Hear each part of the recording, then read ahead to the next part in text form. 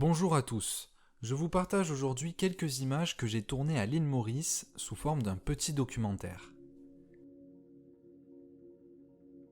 L'île Maurice est située dans l'ouest de l'océan Indien. La barrière de corail qui entoure l'île fait 150 km. On y recense 215 espèces de coraux sur les 800 existants dans le monde.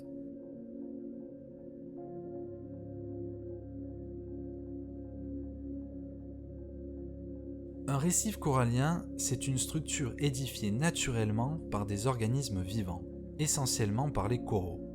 Ils abritent un quart de la biodiversité marine, alors qu'ils représentent moins de 0,2% de la surface océanique.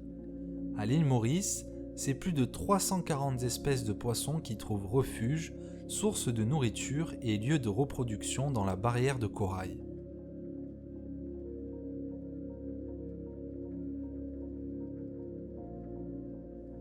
Alors qu'est-ce qu'un corail ? C'est une structure calcaire rigide.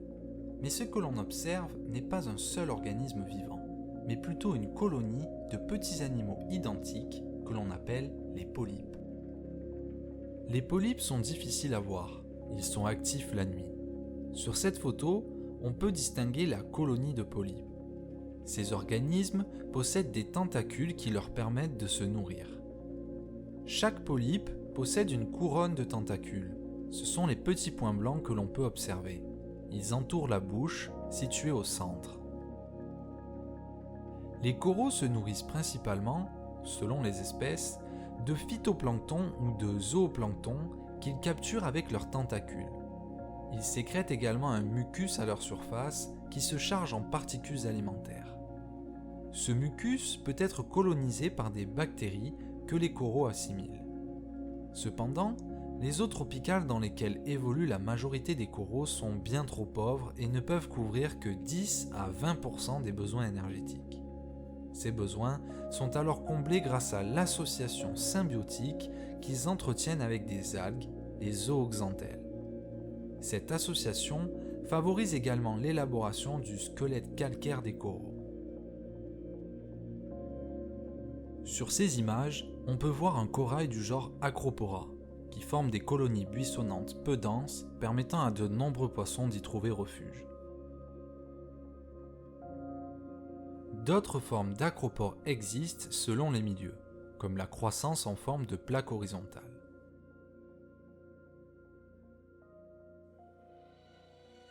Avant la barrière de corail, on trouve généralement un lagon. Il s'agit d'une étendue d'eau peu profonde avec une alternance d'herbiers et d'îlots coralliens qui reposent sur des débris de corail ou sur du sable. Une fois le lagon traversé, on arrive sur le platier récifal. C'est un plateau horizontal peu profond.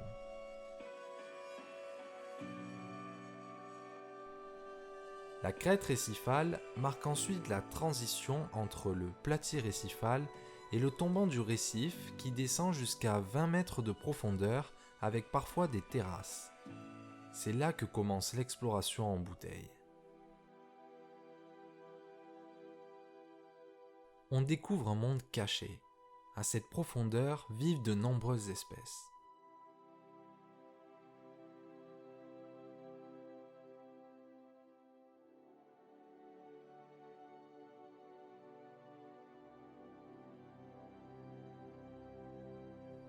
Ces formes de blocs arrondis, compacts et solides sont caractéristiques des coraux du genre porite.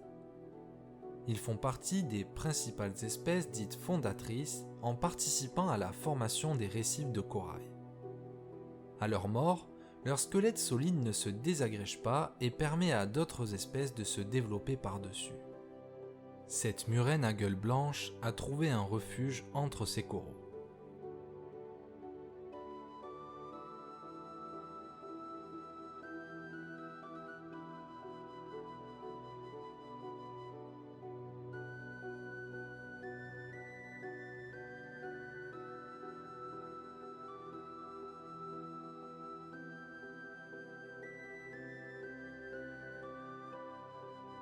Certains poissons se rendent bien compte qu'ils sont suivis et observés.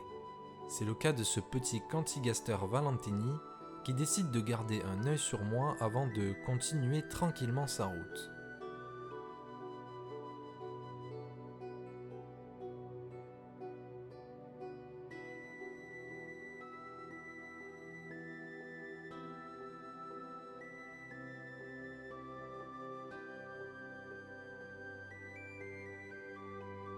C'est un écosystème riche en diversité de formes et de couleurs.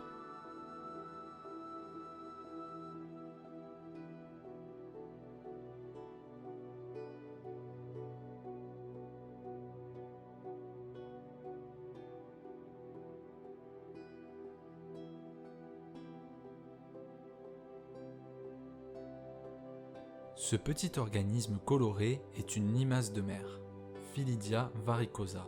Elle se nourrit d'éponges.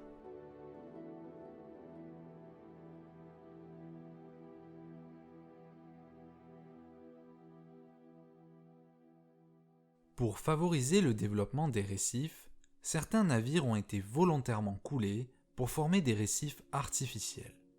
C'est à bord d'un petit sous-marin que je suis parti observer à 35 mètres de profondeur une de ces épaves. La visibilité n'était pas très bonne ce jour-là, mais on peut distinguer l'épave du Star Hope. Ce bateau de pêche japonais, coulé dans les années 80, fait plus de 50 mètres de long. La vie s'est concentrée autour de cette énorme masse métallique. En témoignent ces poissons curieux.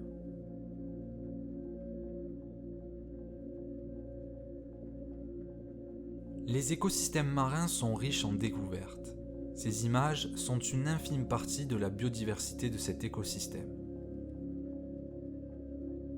Je retiens de ces expériences des rencontres une fois de plus marquantes avec la nature, de l'admiration, de la fascination et toujours plus de curiosité. N'oublions pas, ces organismes fascinants partagent notre environnement. Nous devons en prendre soin. Nous sommes liés à eux comme ils sont liés à nous. Si vous êtes intéressé par des vidéos complémentaires sur les coraux, de manière plus spécifique sur la classification, développer le sujet de la symbiose avec les algues, faites-moi signe dans les commentaires.